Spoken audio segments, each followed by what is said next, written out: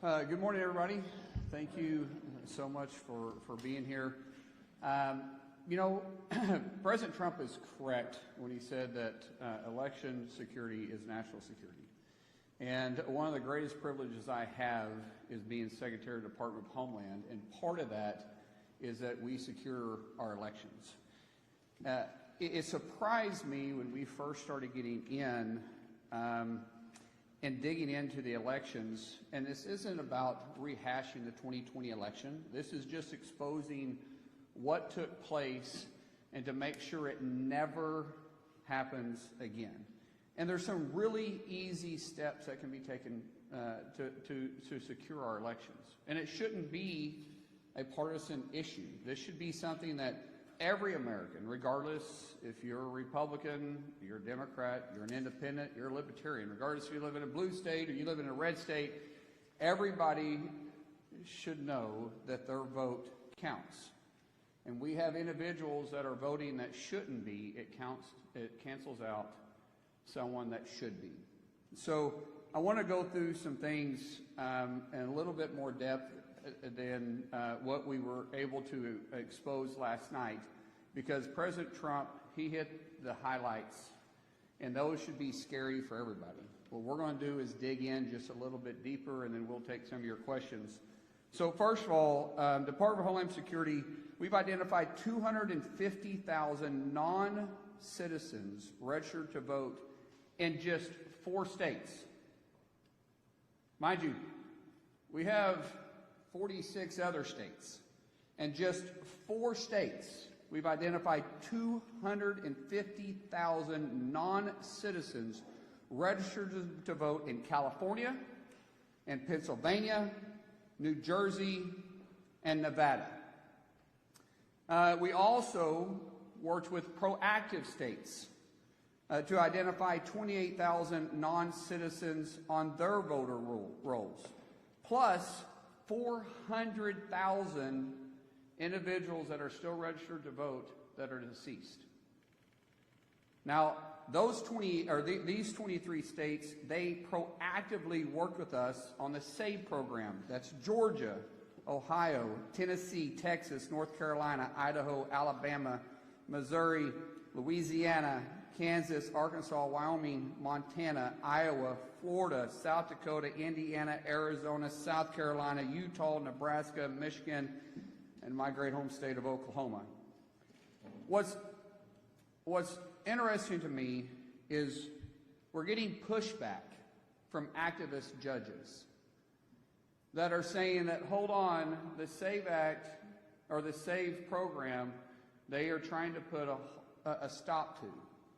Currently, because of the SAVE program, we have a pending appeal because activist judges are saying what? They don't want to secure our elections? Once again, how is this a partisan issue? This shouldn't be a partisan issue. This should be that any judge and any God-fearing individual that loves this country should want to make sure that our elections are secure.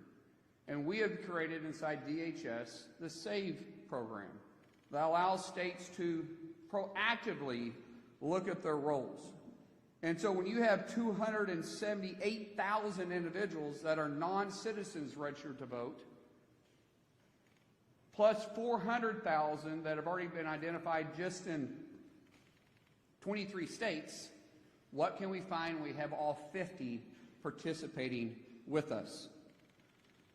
We know, talking about our machines, we know for sure that our foreign adversaries, not our allies, foreign adversaries have parts that are vital pieces in our voting machines. We know that they can access what they consider the key to the back of these machines. We know that they can change voter registration and your vote. We know it's possible. There's not a question. It's not even for debate. One thing that I love about numbers and I love about facts is they don't lie. This isn't something that I'm trying to tell you to spin a narrative. This is what is going on.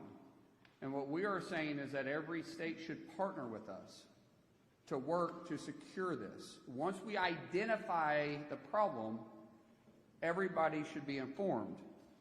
Working with Secretary Lutnick, we are going to make our security enhancements mandatory, meaning that if these states want a grant and they want to be reimbursed to work or to run federal elections, they're going to have to implement security issues. Just security issues. We're not trying to get into anything else, but we're saying that the machines have to be secured and that your voter registration list needs to be scrubbed. We need to make sure that individuals that are legally able to vote are voting. We know that Iran hacked our state voter files and attempted to compromise, is the best word I can use, our systems where military members used to vote. So we're working with Secretary Hegseth and the DOW to safeguard those systems and protect our military voters. What's frustrating again in this is that the Biden administration knew this. And our intel community knew this. And not only did they withhold it from President Trump in his first term, but they withheld it, it looks like, President Biden in his term. They withheld this information from the public. They withheld it from Congress. That should never happen again, and because of President Trump's leadership, we're not allowing that to happen.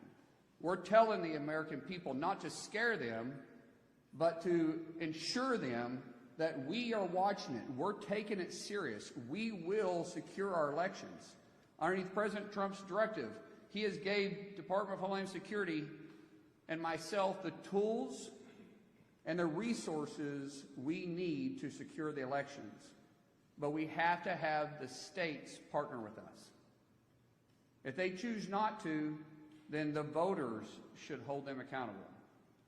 When I was sworn in just over 100 days ago by President Trump, and I can tell you honestly, I haven't quit smiling. I think this is the greatest job that I could possibly have. I said at that time that I'm going to fight for your yard and your backyard like I do mine, regardless if it's a blue state or it's a red state. Department of Homeland Security isn't just keeping you safe on your streets, but we're keeping our voters safe and our elections safe. But we can only do that if we have full participation. Right now, as I said, we only have 23 states participating with us. Out of just 4 blue states, to repeat that number, we found 250,000 non-citizens registered to vote. So for us, we're going to take proactive and reactive measures. At President Trump's direction, our cybersecurity team and CISA will release an updated election infrastructure plan, and it'll be public within 30 days, meaning that will give the states the resources they need to help from the cyber side.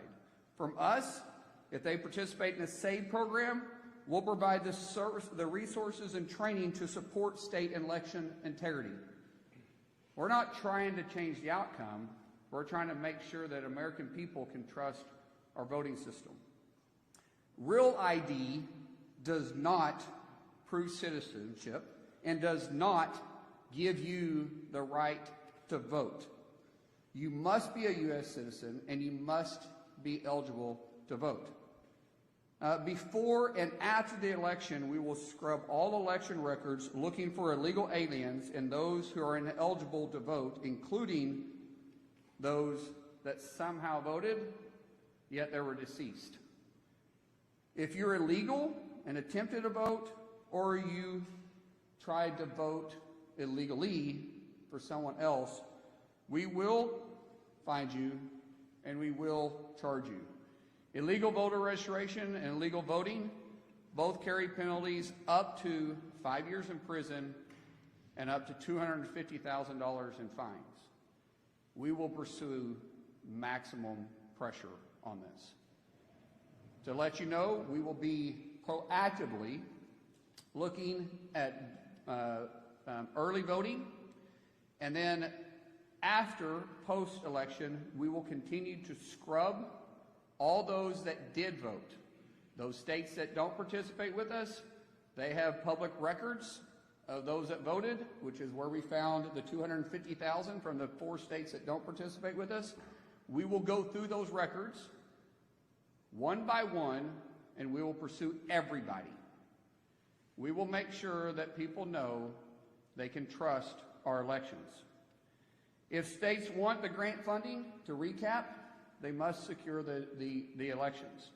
I want to thank President Trump's proactive approach to this. He has put together a remarkable team that not only is informing the public about what's going on, but we're also informing Congress, we're informing our states, and we're going to secure our elections. States must be aware of the real threats for voter registration and the system breaches. And I do want to reemphasize the system breaches. Our machines are vulnerable. There are steps that can be made right now that can secure those. I would ask not just the public, but the media. That question should be asked of blue states, because we have red states participating with us. We have some red states that aren't. Every state that's not participating with us should be asked the hard question, why not? What are you afraid of?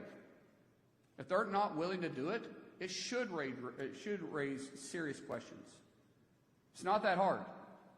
This isn't a partisan issue. So in conclusion, to recap, under President Trump's leadership, DHS is well prepared to support all states, red states, blue states, and local election officials ahead of the midterms. States must do their part to secure our election system, and we stand by to help. If you are an illegal or you're voting illegally, we will hunt you down, we will find you, and we will prosecute you.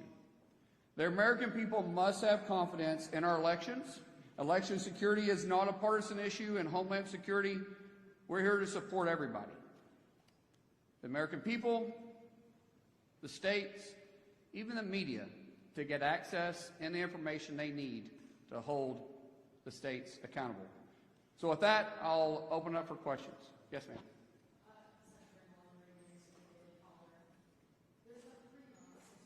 I think I like the Daily Caller better than the Daily Mail. I really don't like the Daily Mail. Yeah.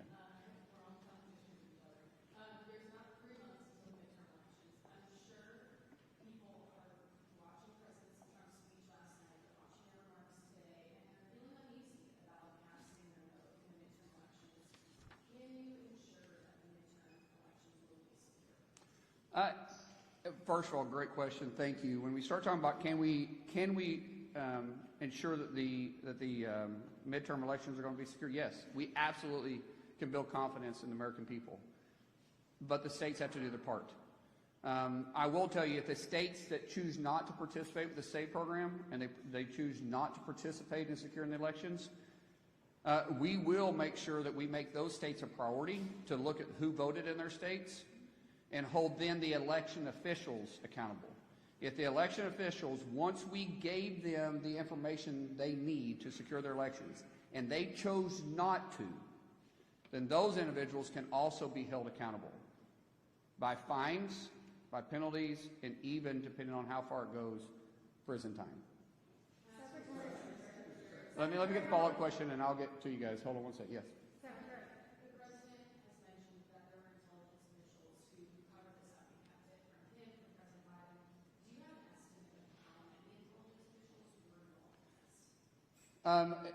There's no question the intelligence community from the FBI, CIA, and even other places within DHS, not underneath President Trump's leadership, but that was underneath the Biden administration, kept it from President Trump and the American people in Congress.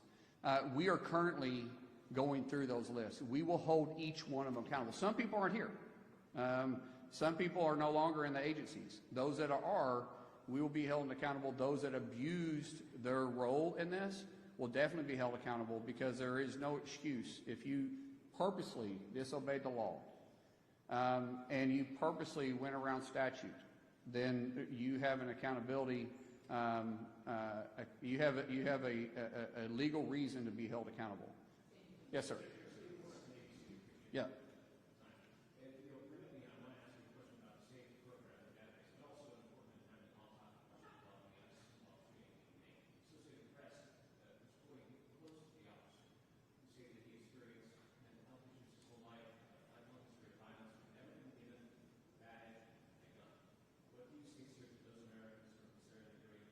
Sir, I have not heard that at all, but we understand that it's being investigated, and we'll allow the investigation to go through.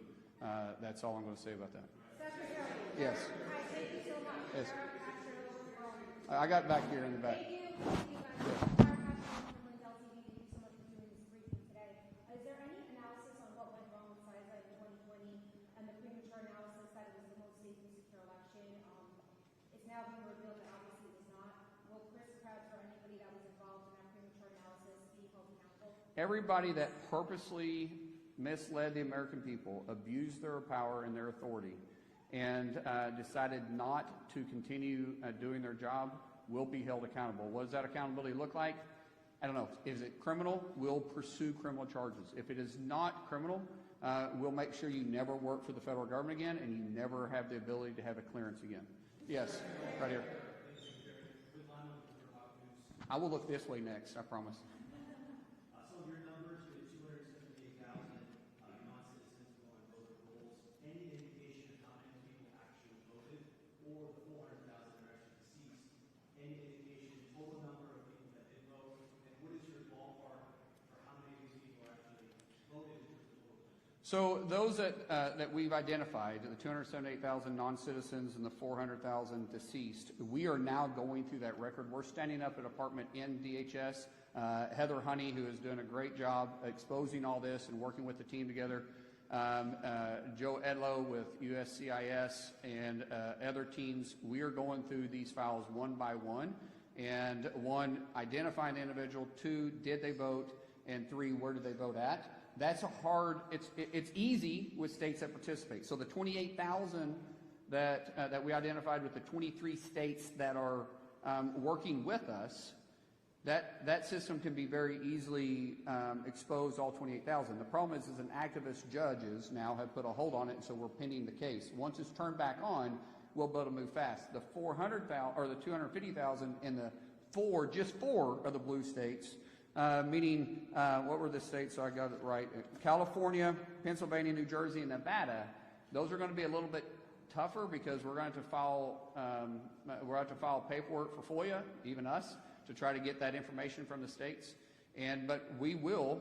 I don't care how long it takes. We will go by this one by one, and everybody that did vote illegally, we will prosecute. We'll bring up for prosecution. Yes. By the way, it's very smart wearing a red dress because you catch everybody's eyes with the bright clothes. Same thing with what color shirt is that? Peach? Orange? I don't think that's orange. That's peach. That's definitely peach. My first question for you is, given that left-wing lawmakers like CBS already suggested that the president's retirement adjustment is discredited, it seems like the blue states will not participate in their efforts. So how do you plan to respond to that? And then my second question, on the traffic stops, did the president know about that decision before he made it, and what we did for him? Yeah, so let's talk about the major networks not willing to carry the President of the United States address to the nation on election security. How shameful is that? I think it was ABC, NBC, and I don't know if CBS, did CBS carry it? Anybody? CBS carried it. So ABC and NBC not carrying that, why? What are they trying to cover up? Why wouldn't they want to inform the American people? Why are they calling themselves a news outlet if they're not actually trying to put the news out there? We wasn't giving spin on the election. The president wasn't trying to relitigate what happened in 2020, although he definitely could at this point. The president was giving facts, what we have exposed, what the Biden administration covered up, what the intelligence community held from the American people, Congress, and the executive branch, and we're putting it out there. And yet, 2 major networks didn't want to cover it. I think the question really should say why. Because they sure covered the other part of it when they were saying that it was the most secure election ever. What facts did they have? Because they didn't have facts. They were taking someone's word for it. President Trump gave facts. Today we're giving facts. When you start talking about the president and I are very close. I was texting with him this morning. He and I are there's no daylight between us and the enforcement. And in fact, we have ramped up our enforcement and our arresting illegals. Just to give you some numbers on this so everybody knows, and I want to get them correct, so I brought them with me. Last year total in 2025, we deported, now these are not including self-deportations. These are just ones that we had to go through. We had to arrest, we had to go through the system, and we had to deport, and they tried to stay inside the country, and they had no legal status to do it. 442,637 total deported last year in 25. To date, well, these are yesterday's numbers. We have 403,294 that we've done in 2026. Our arrests are up. We're hitting single-day records every single day. But what we've done is I've turned down the temperature of the stove to try to get it correct without boiling over. We're trying to perfect our ability to work with local law enforcement, state law enforcement, and get illegals and criminals off our streets. 70% of the arrests we do daily are felons or have pending felony charges. 70%. We should all be able to work together with that. Total removals is 3 million. Total removals, 3 million. 1.4 total aliens have been, since we've been put in place, have either volunteered to be deported, yet we paid for them, or we forced them. But as I said, total removals have said, hey, we're leaving the country and did it on themselves was over 3 million. Yes.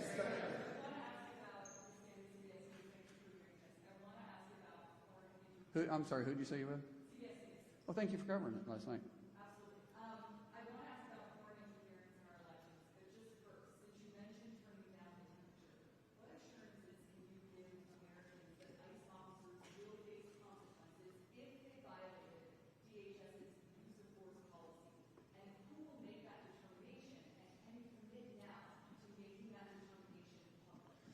Let me clarify. When I say turn down the temperature, when I turn down the temperature with you guys, we're turning up the heat on the streets.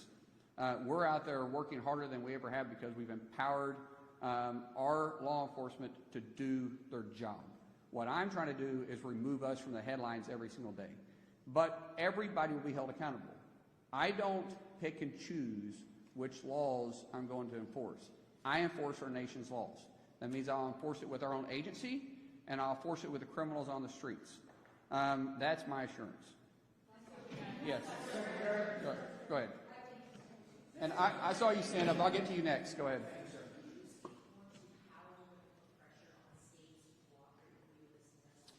Yeah.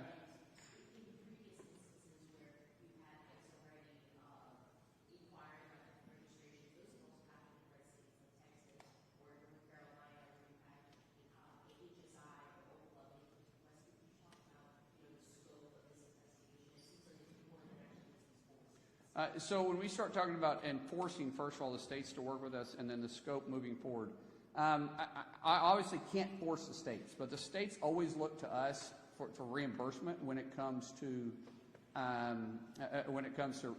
helping with the elections. It's expensive to put on an election. I mean, think about every precinct in every county and then statewide. We are not going to spend taxpayer dollars reimbursing a state that is refusing to secure their elections. And we're not saying do it alone. We're saying we're going to help you. We're going to give you the tools you need. We're going to give you the training you need. We're going to give you the funding to do it. We're going to expose the vulnerabilities, and all you have to do is use that information and the finances and the training we're going to give you to secure it. If you do it, we'll reimburse you. If you don't, we won't. Last question. Hold on, I'm getting the guy right there in the back. Thank you, Mr. Secretary. Neil W. McCabe, No America's Voice. What are your former Republican Senate colleagues telling you? Are they in a mood to oust Majority Leader John Thune if he refuses to pass the Save America Act or can't figure out how to pass the Save America Act? I haven't heard that at all from the Senate saying they're willing to vote John out. John is a good friend of mine.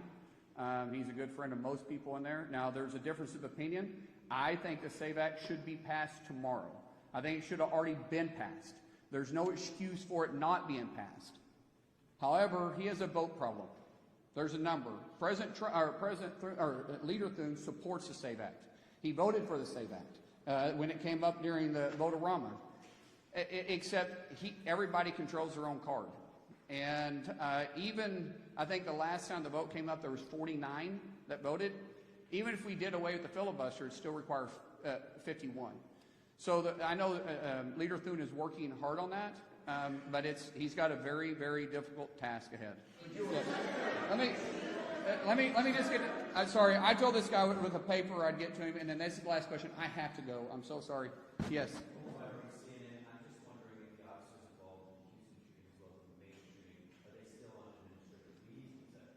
Why any investigation that is going through, I don't care which law enforcement, I don't care if you're local PD, if you're county, if you're state, or if you're federal.